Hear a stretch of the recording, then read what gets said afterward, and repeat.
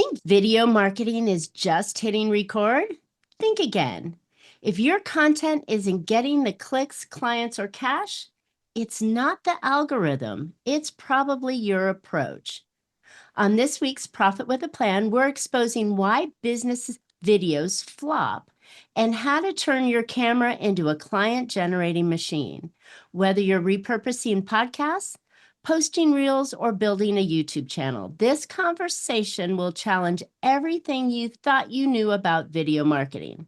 So don't waste another post. Listen to this podcast before you hit record again.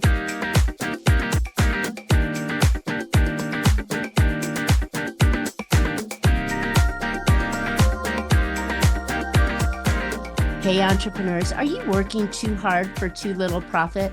Well, welcome to Profit with a Plan podcast, where we help you scale smarter, increase profitability, and build a business that's worth more, whether you keep it or you sell it. I'm Marcia Riner, business growth strategist and the profit booster behind Infinite Profit. I've helped countless entrepreneurs to turn their businesses into highly profitable and sale-ready assets so they can enjoy more income now and a bigger payday later. Join me for practical strategies, expert insights, and proven steps to make your business more profitable, more valuable, and built to last. Today's episode is sponsored by Infinite Profit, where we don't just talk profit, we deliver it. But before we dive in, I've got something special for you. If you're a business owner who's tired of overcomplicated, overpriced marketing strategies that just don't deliver, listen up. What if there was a simple, affordable way to market your business that actually works?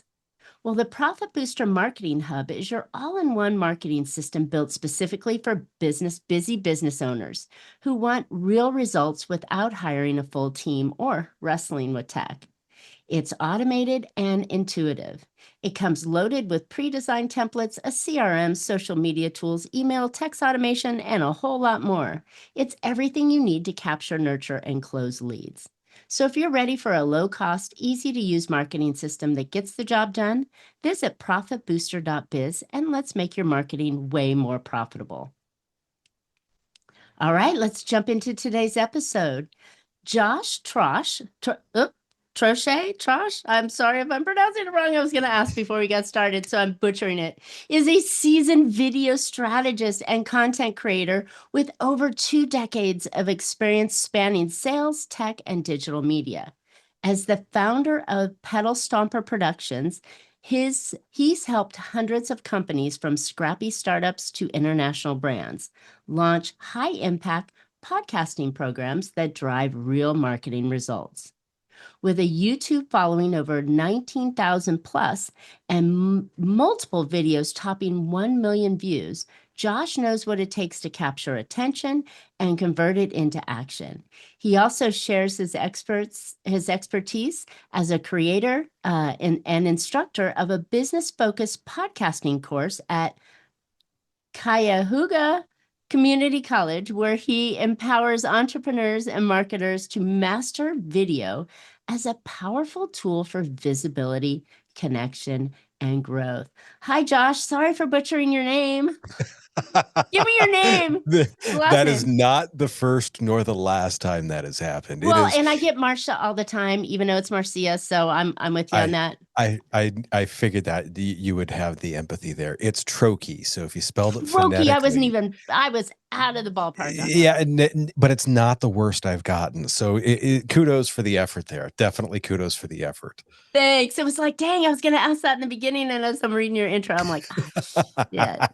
So, yeah, right. It happens. I love it. I love it. It's natural. You know it's authentic. That's the beautiful thing about podcasting. I don't edit. I just go with it. And we have great conversations and some bloopers as we go along as well. Crazy. It's funny. It's one of the things that I often talk about people when it comes to podcasting, videos, stuff like that. It's authentic. And I mean, yours is obviously ridiculously authentic without the editing, without the other stuff, because, and people get to know, like, and trust you rather than this somewhat fake, somewhat curated, somewhat like, they don't act that way. It's authenticity. I love it.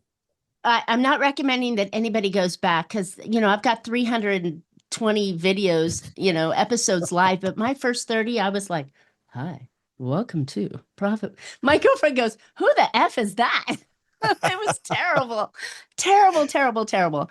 But, I agree. I think in any video that we're doing, we really want to represent ourselves naturally, right?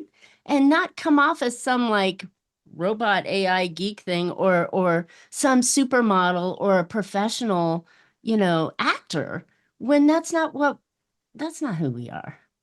No, and I love the fact that you referenced your first 30 videos there, They were because horrible. They were so I bad. I've talked about this, and I forget who said this initially, but it's don't be afraid to suck, because Right? you will. And until you've built, you have to suck in order to get better. And then as you put in those reps, you will start to get better. I mean, I did not sound like this. I did not appear like this the first time I was on video. It was awkward. It was terrible. I looked like a baby giraffe that had just been born, like all knock-kneed. It was bad. So yeah, that authenticity is just beautiful. You know, um, I think I think with today's marketing efforts, content must be in video. It really must be to attract the attention of the hyper short attention span of the audiences, right? And if it's words, it's a couple of words, right? And if it's a video, it's to the point and catchy and something that attracts them to stop scrolling. Whether it's someone said about getting dogs on their videos that are falling down the stairs, right? You as soon as you watch one, you have to sit there for the next 10 minutes and watch the rest of them and giggling and laughing. But how do we, I mean, the big question is how do we translate that into business when a lot of us, me included, are very business driven and therefore all my stuff, all my content is 99.9% business. It's interesting you bring that up, and it's there's a couple of things that I'll say to it. Is one is I don't feel that attention spans have changed, and I know that that's going to be an odd take on it. The reason why I say that is when I teach that podcasting class, everyone's like, "Yeah, we've got no attention spans anymore." I said, "Right? Who's binged Netflix for 8 hours?" And Exactly. everyone in the class raises their hand. And I'm like, okay, well, if you can binge Netflix for 8 hours, obviously it may not be attention span. Now, what has changed is I remember growing up, and I'm from the Cleveland area, is we had channels 3, 5, 8, 19. And if the clouds are right, maybe you had 43. We had 5 options. Today, you have almost infinite options. So if something's when I was a kid, if it sucked, you still watched it anyways because there was 4 other channels that sucked worse. Um, Today there's something out there that's going to be of interest for you, that next swipe. And to me, what becomes difficult then is people are like, well, oh, I've got to compete in this attention economy. Hmm. What so many people make the mistake of is they want everyone's attention.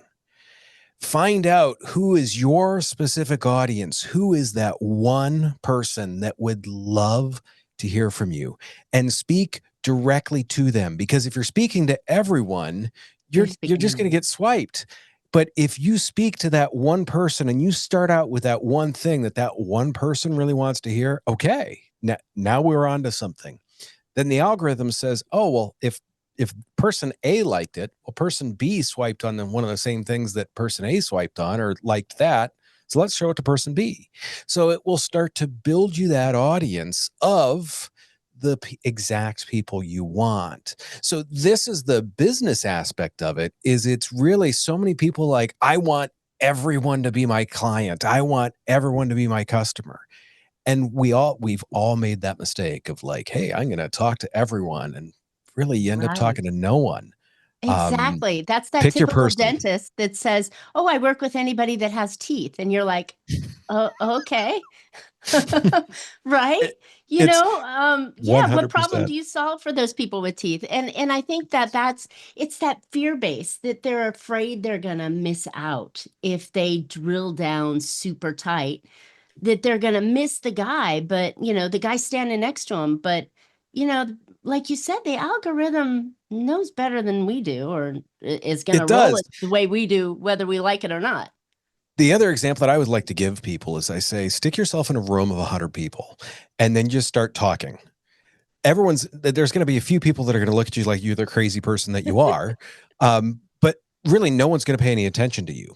Now, if you go say something to one person that they find really, really interesting, and you keep talking to that person, are other people probably going to be like, oh, that looks like an interesting conversation, and they will start to listen in? Yes, the conversation isn't directly intended for them, but they're going to be like, oh, that's pretty interesting. That's good information. So like I said, if you try and speak to everyone in the room is going to be like, what's that crazy dude saying? If you speak to one person, other people will start to listen in, and those will inevitably, hopefully, be your clients as long as you've done this with intention. What a perfect analogy of being in a room with 100 people, right?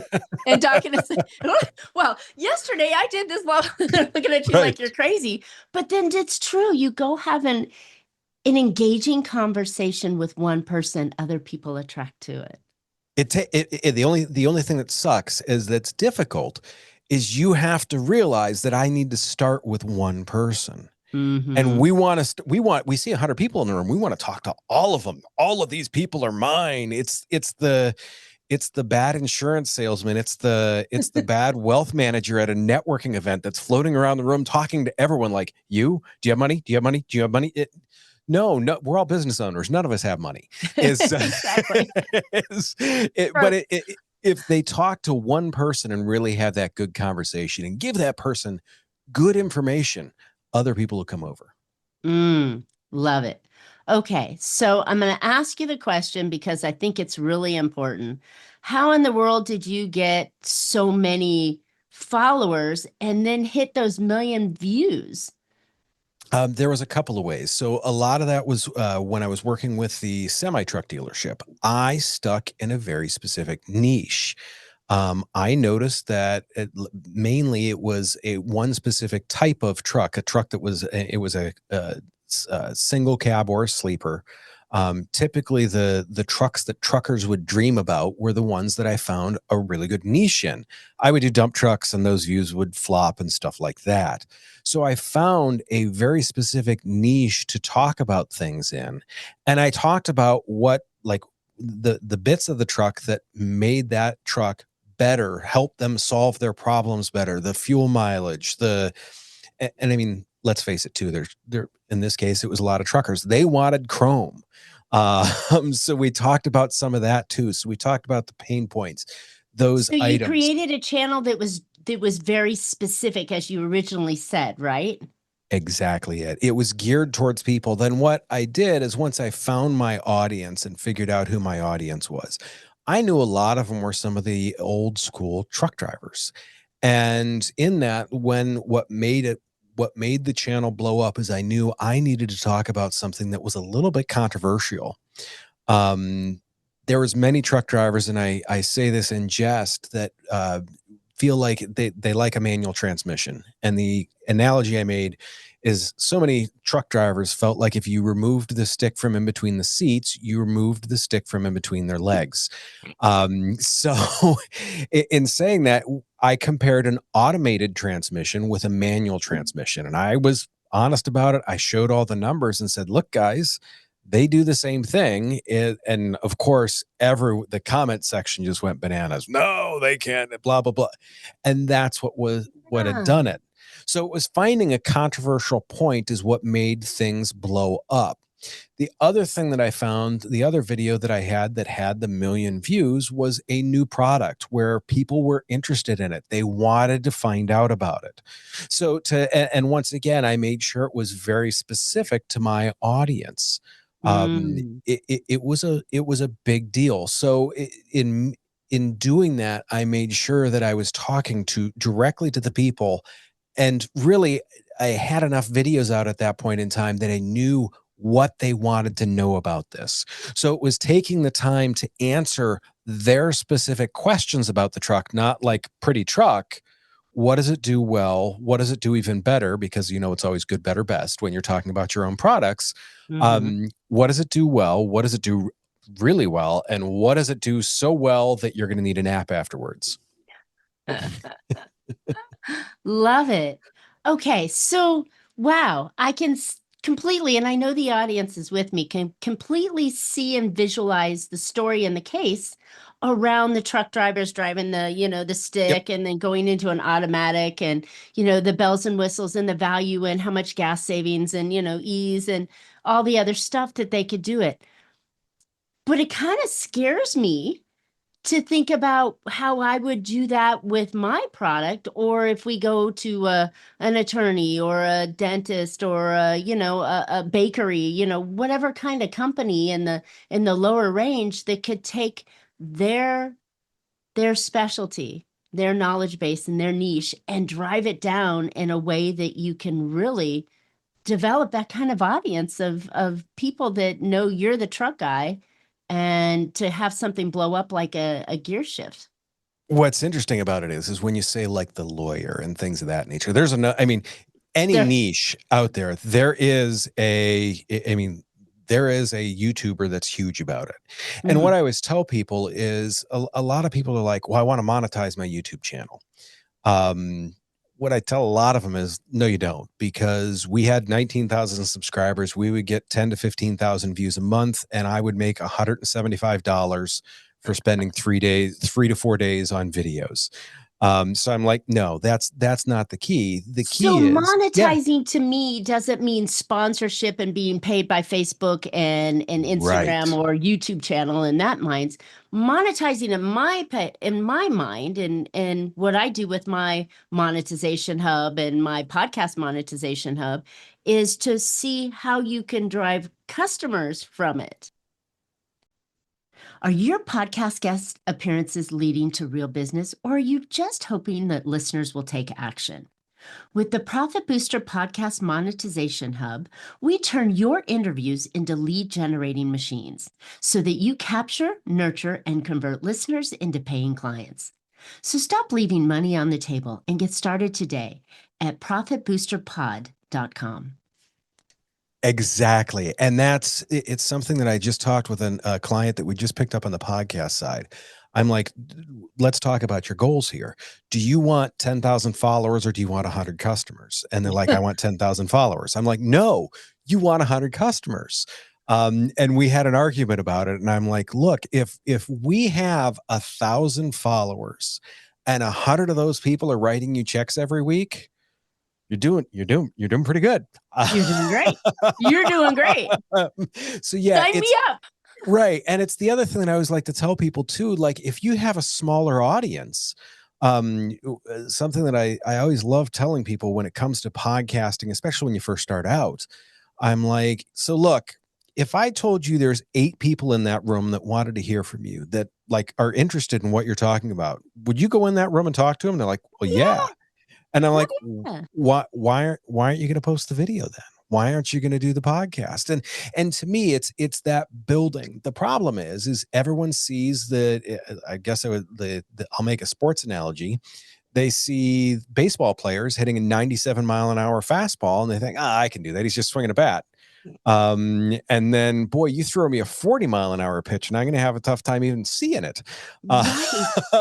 Right. So they see these big inflated numbers from some influencers, and they think that's where I need to be successful. You can Mm. have 100 followers, 100 subscribers, and be wildly successful if that turns into 10 customers that are going to come back to you every single week.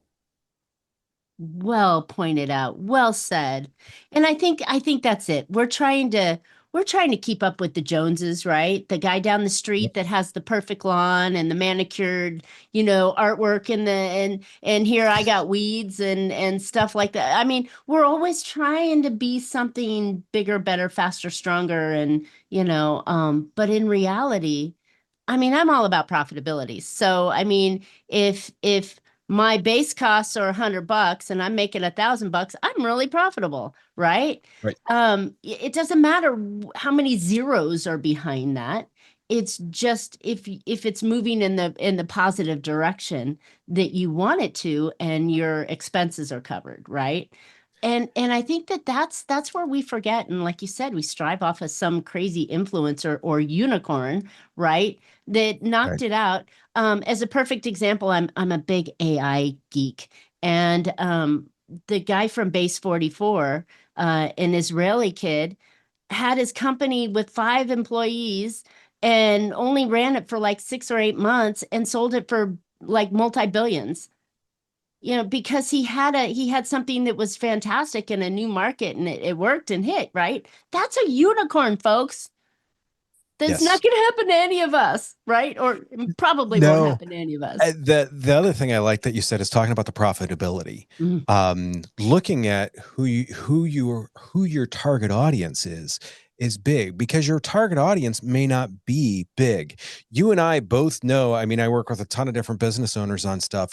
We both know businesses that gross, I mean, they gross $100,000 a year and their net is $80,000 a year. We also know businesses that gross 1.5 million that net a negative $100,000. I Yep. mean, we both know that. So great. There was 1.5 million dollars worth of stuff that came through our place. We didn't make any And money. right out the back door. Right. So that those, I always like to warn people about those vanity metrics. Mm. The likes, they're nice to see. Oh, hey, 4 people like me, and one of them wasn't even my mom. Is it, it, those vanity metrics are so easy to get hung But up on. you can't make money off of those vanity metrics, right? Correct. And that's why I always try and bring people, when you're doing your videos, right? What is your goal, right? Exactly. Um, I'm looking for visibility. Okay, maybe it's an intro video that you're going to bring them through something, but that video is not going to close the sale for you. You're hoping that they'll get into your circle so you could then nurture them, or maybe it's video one and that you want them, the goal is to have them watch video two, right? Or video three. You got to have some sort of a direction with this. You don't just hit record and go, hi. Right. It doesn't. No, it's for us. One of the first questions when we sit down on a larger video project with someone, we always say, "What's the goal?" I mean, is it top of funnel? Is it to create awareness? Well, then okay, we're going to talk in very general terms. Is Sure. this trying to get someone over the finish line? Then okay, we're going to talk about those final, like very highly technical pain points, because it's a different spot in the funnel. Exactly. Makes a huge difference. It does. And I think that's where and I think video can do all of the sales parts in it, from something as simple as a video message to a lead that's already in your funnel that you're trying to move them towards an appointment date, to a brand awareness video that says, "Oh, we're this is what we do and this is who we are," right? But I think that having a mixture of those video pieces um in your pocket, in your repertoire, is incredibly important. What other videos do you think that most companies need to have if they're just trying to now focus on video rather than just throwing stuff and spaghetti against the wall? There's a lot of spaghetti to throw there. And sometimes the spaghetti hits the fan, as we shall say. To me, so many people don't have a plan for what they're trying to do. If you're just going to do one video and you've got 3 or 4 different product lines, whatever, to me, it's good to have that just baseline. Here's who we are, and here's overall why you should order from us. Mm. Now, if you're going to have individual product videos, those will typically, for me, I like to call those the more technical ones. Sometimes as a salesperson, you don't always get the chance to say, look, this can save you this amount, or that can save you that amount, but you can do that in a video.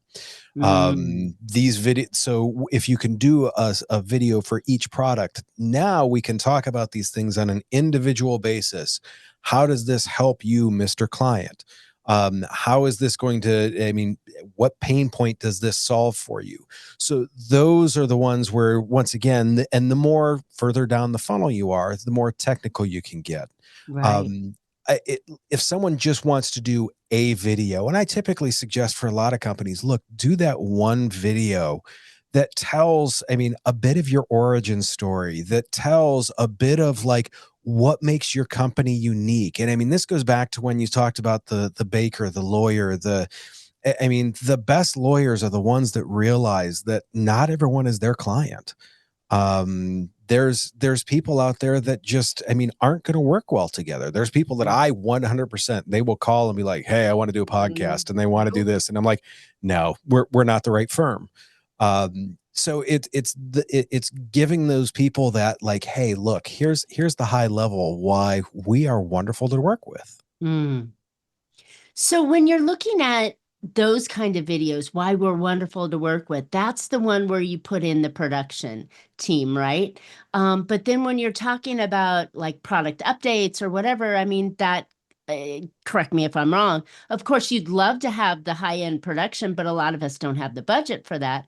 So that could be your go your what do you go what GoPro or your Yep. phone, right? That can do the quicker, shorter videos. How are audiences accepting those videos? Does it have to be in that kind of framework? What we found with those is what the audience wants is they want the personality. Mm. If you look at the top like videos that are doing well in those realms and the ones that are effective in those realms, yeah, they are 100% the ones where it is the personality that reflects the product, it reflects the values, and it reflects your target customer. I always tell Mm. people, I'm like, typically, like when it comes to the podcasting, I mean, your target audience typically looks, I mean, it's whoever you see in the mirror. Um, I'm probably going to talk the best to middle-aged men and maybe slightly lower. Um, I'm not going to probably get a bunch of 60-year-old women that want to listen to me talk about business or marketing or anything like Sure. that.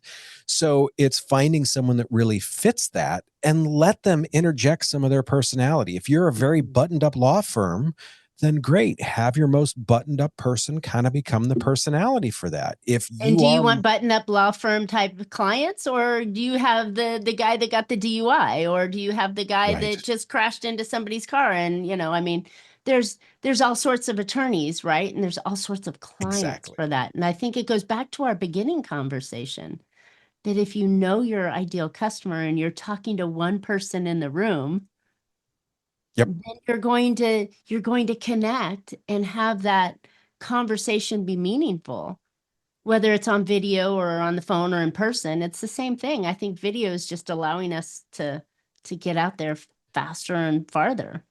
It really is. I talk about this a lot. Is it's building that know, like, and trust. Mm.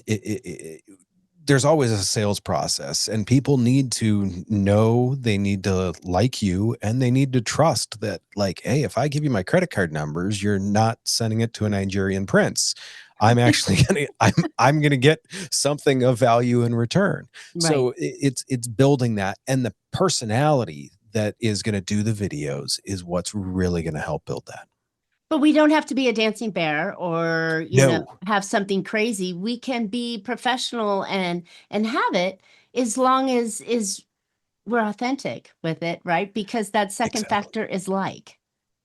Yeah, it is. And it's that the problem is you cannot, I mean, unless you're a trained actor and you're always going to be Heath Ledger in character during the Batman movie, it's not going to be something that people can keep up. And there's always something that, look, people can see you, that they're going to know that it's not you, Right. and they'll figure it out. They will figure it out. So yeah, it's that authenticity that builds that know, like, and trust. And realize you have to be okay realizing that there are going to be people out there in the US. There's what, 350 million or whatever of us now. There's probably going to be 4 or 5 of them that aren't going to like you. Only 4 or 5. I think there'll be quite a few more than that, but yes, 4 or 5, 4 or 500 million or whatever. Correct. Um, Correct. yeah, okay, cool. I like that. So when we want to use video, right? We've talked a lot of theories about making good videos, which is what I'm taking out of this. What makes a good video, right? Um, if we can kind of wrap the story with how often, how much, what kind of videos do we really need to have in our bank to make it go, right? And how often, I mean, because I don't want to be the one that's got the phone taking the pictures of the food and then going, oh, look at me, I got food right here. And I mean, I want quality, but I don't necessarily want quantity. But then yet everybody says you got to have quantity. Um, it, the missing piece to that is strategy. Mm, Why are you doing this? I mean, the podcasting class that I teach, we go through it and everyone walks out with what I like to call their podcasting Bible. They have a guide. Who is their target audience? What is their podcast about? And I tell them, read that before you set up and before you record every episode. Do the same thing with any sort of video marketing that you're going to do. Realize what are we trying to accomplish with this? Who is this aimed at? If you think of those two things, just push record with those two things in mind. And like we said, the first 30 videos are going to just be awful. But be okay with that. yeah. Release them on a platform that you don't care as much about. And then really, I mean, there's platforms where your audience probably isn't. Release them on those platforms first. Use that as your test bed, but then start to build and you'll fall into a groove, especially 20, 30 videos in. You'll figure out where you should be. It's like building a muscle, right? You get in Yep, and you just start doing the reps. Love it. exactly it. Love it. Well, Josh, this was fun. I mean, it's really, video is so prominent in everything that we do these days. It's nice to have a refreshing view on it, to be able to say, okay, here's what you need to do to make your videos good that can go viral, right? And it can be about business, and it doesn't have to be the dancing bear or whatever, that does it. You can have business videos that can go viral if you do the right work and ask yourself the right questions. So 100%. so The biggest thing to real quick with that is add value. If yep, you add value, you're going to be fine. love it. So where can listeners find out more about you and how they can get their videos be a little bit better? Uh, pedalstomperproductions.com is our website. We've also got a newsletter. Typically comes out every week with the podcast and other items that we do. Our newsletter, I very much gear it towards there is a bit of value in it. This is not me spamming the bejabbers out of everyone. This is me offering a genuine tip to everyone. So I encourage everyone to go sign up. Also, you can check out at Pedal Stomper Productions on Facebook, Instagram, TikTok. I mean, it's what we do. So we're kind of on all the platforms. And I'm also check me out or Pedal Stomper Productions on LinkedIn. Love it. Love it. Well, just to let you know, everybody, pedal stompers means that he rides a bicycle, right? I used to race bicycles, yes, and I was known for stomping the pedals in sprints. Nice, nice. Perfect. Well, I love when we can add a little flair to our business, right? From something of our personal life. So I'm glad you chose that name. So that's a good For one. sure. All right, Thanks a listeners. bunch. This is fun. Yeah, thanks for tuning in today. I hope you picked up some valuable insights and actionable ideas that can help you make your business more profitable. And if you remember, if you're overtired, or if you're tired of overpriced marketing that's complicated and time consuming, my Profit Booster Marketing Hub is your low cost, easy to use alternative to expensive strategies, complete with automation templates and a personalized strategy call. Go get the details at profitbooster.biz. And don't forget to subscribe. You don't want to miss future shows. You can always find Profit with a Plan on any of your favorite podcast platforms. We're looking forward to more great profitable strategies on next week's show. So until then, make your plans and profit with them. Thanks so much, Josh. This was fun.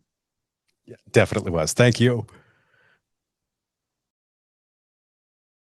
For that. But where can Of course. listeners find out more about you and Trio SEO? Yeah, you can find me on LinkedIn. I'm very active. I post daily content. You can also Google me with Trio SEO. I always joke that if you can't find me on Google, I'm doing my job wrong. So that's kind of the first step. Is to The cobbler's kids' shoes, right? Exactly. Yeah, I mean, trioseo.com or LinkedIn is kind of the two places I hang out most. Nice, nice. All right, well, cool. I'm definitely got a fresh eyes on this and looking at the way that, we get ourselves found, which is what we have to do, right? And it's all about the breadcrumbs you leave everywhere else. I think that all add up into bringing people into your site and being found. So thank you. Exactly. Of course. All right. Thanks, listeners, for tuning in today. I hope you picked up on some valuable insight and actionable ideas that can help you make your business more profitable. And I know for a fact, SEO and being found when someone searches for something is super worth your time and a valuable investment in your business's growth engine is to be found when someone is looking for that for you, right? And if you're in a closet somewhere and nobody finds you, you're not going to make sales.